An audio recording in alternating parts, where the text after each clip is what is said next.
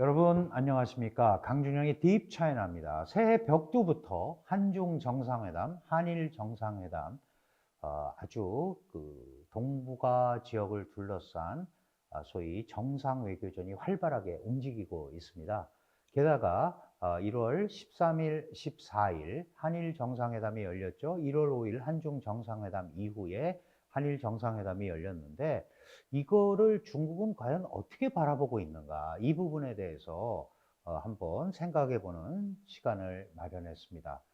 사실 잘 아시다시피 1월 5일 한중 정상회담을 앞두고 중국은 전략적 메시지를 여러 개 보냈습니다. 특히 이 왕이 외교부장과 한국의 조연 외교부 장관 사이에 이미 한번 이 1월 5일 회담을 앞두고 중국 측 메시지가 전달이 됐는데요. 중국의 기본 관점은 이렇습니다. 일본은 역사 수정주의다. 잘못된 걸 모르고 반성하지 않는다.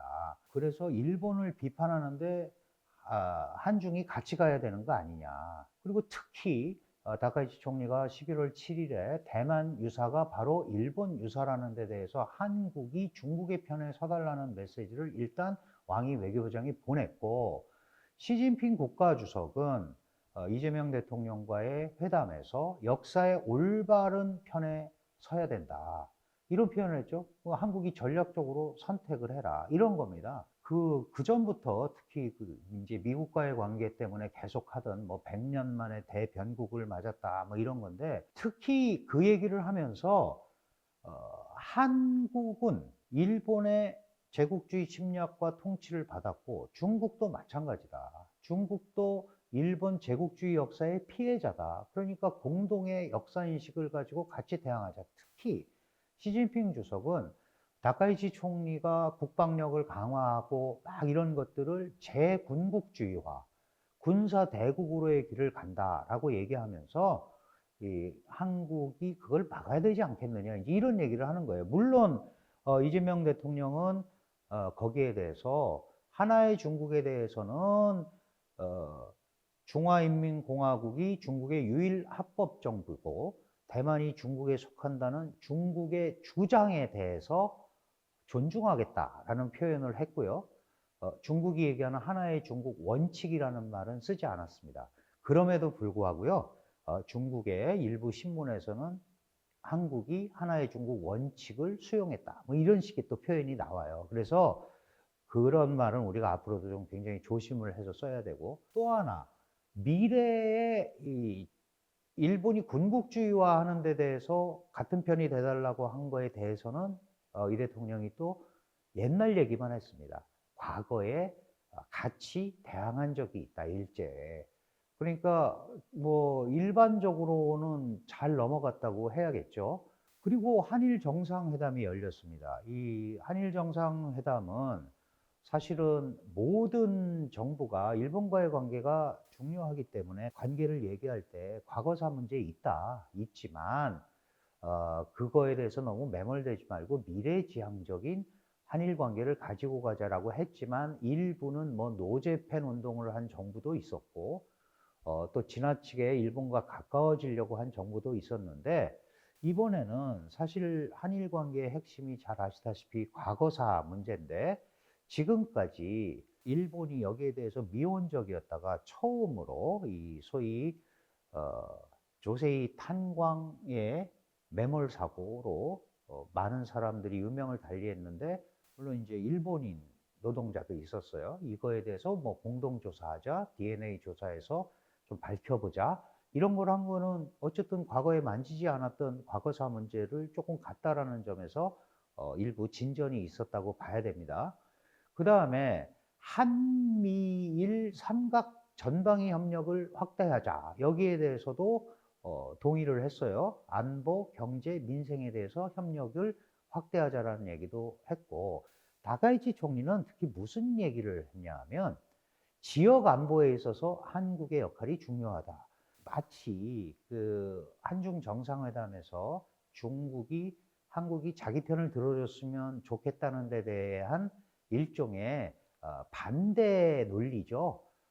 그래서 이재명 대통령이 중국과 일본 모두 중요하다. 이렇게 이제 에둘러 넘어갔어요. 그러니까 결국은 등거리 외교, 뭐, 한국 입장에서는 이 전략적 균형, 그 상대방이 어떻게 받아들일지는 모릅니다만은 일단 한일 관계 개선도 추진하고 한중 관계 복원, 예, 한국 정부의 입장입니다. 이런 거를 잘 정리를 해서 가고 싶다라는 그런 의견을 피력을 했습니다. 자, 그 중국의 속내 반응을 어떻게 우리가 이해해야 될까?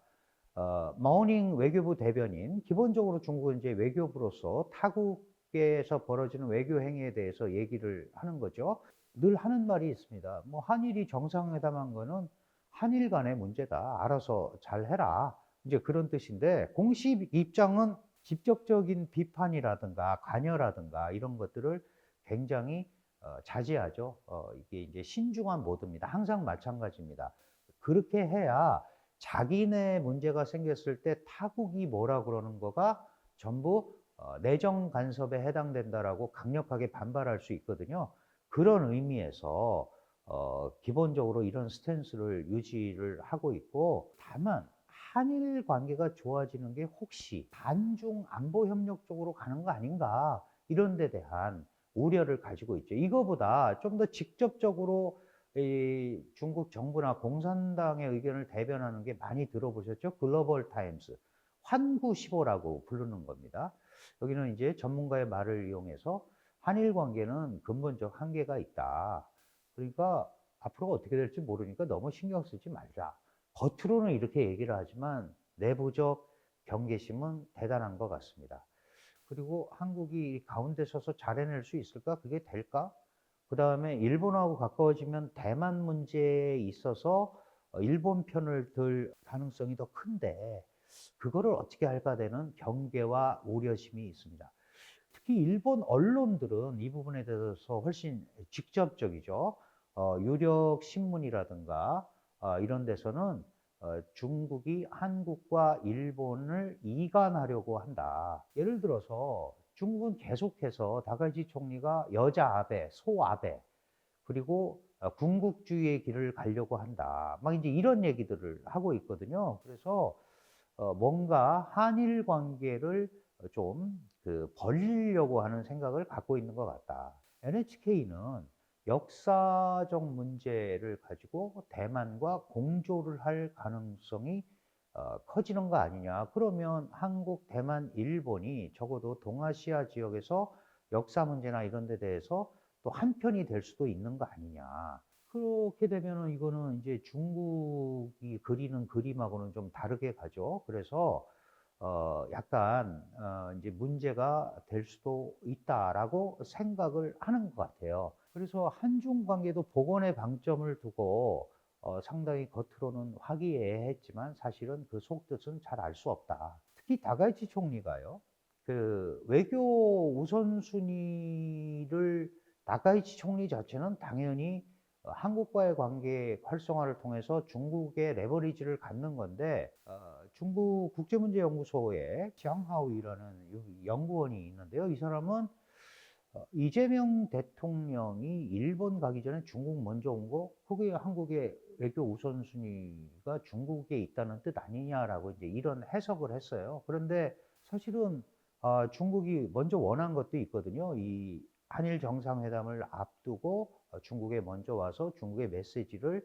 한국에 전달해야겠다라는 뜻, 그 다음에 팩스실리카라는 소위 반도체 공급망, AI 공급망에 대한 논의가 미국 중심으로 한일도 그 8개 회원국 안에 들어가거든요. 가기 전에 중국의 의도를 전달해야겠다 하는 그런 생각도 갖고 있는 것 같아요.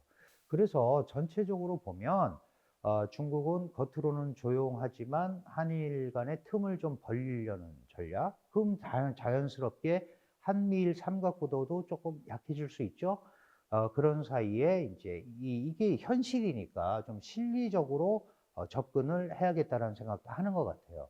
그렇지만 한 가지 분명한 거는 대만 문제라든가 역사 문제에 대해서는 타협 불가라는 얘기를 하는 거죠.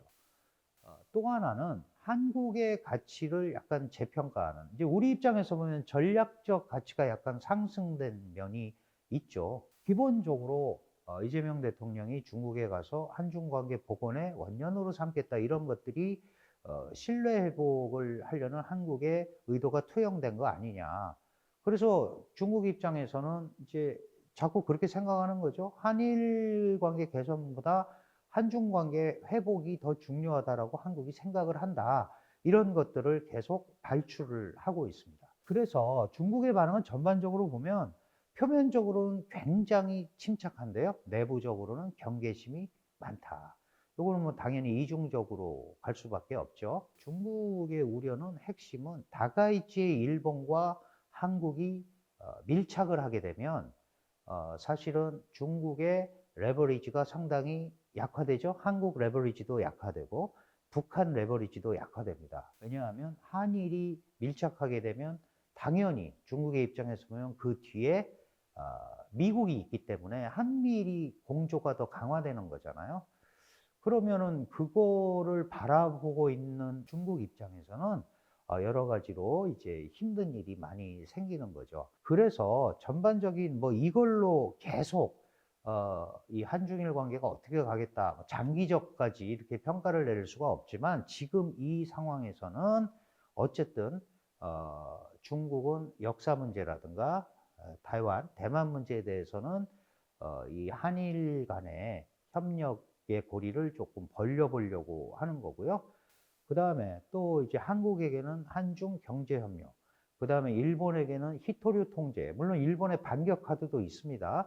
이런 걸 가지고 한국에 또 우회적으로 겁을 주는 거죠. 그러면서 또 한국을 포섭을 하려고 하는 거죠. 그래서 기본적으로 중국의 한국에 대한 관점은 한미일 삼각공조의 가장 약한 고리로 한국을 보고 향후에 한국에 대한 소위 집중 공략 이런 것들이 계속 벌어질 수 있다. 그러면 한국은 이것도 중국의 전략이니까 이걸 잘 살피면서 당연히 한일 관계를 잘 가지고 가는 게 또 대중 레버리지로 작용을 할 수가 있습니다. 이제 이런 큰 틀에서 이걸 바라보는 그런 시각을 가져야겠다 그런 생각이 들고요. 이 부분에 관해서는 제가 며칠 있다가 동북아 삼국지 한중일 삼각협력 구도, 갈등 구도에 대해서 다시 한번 여러분과 생각을 공유해 보는 시간을 마련하도록 하겠습니다. 네, 지금까지 강준영의 딥차이나였습니다. 감사합니다.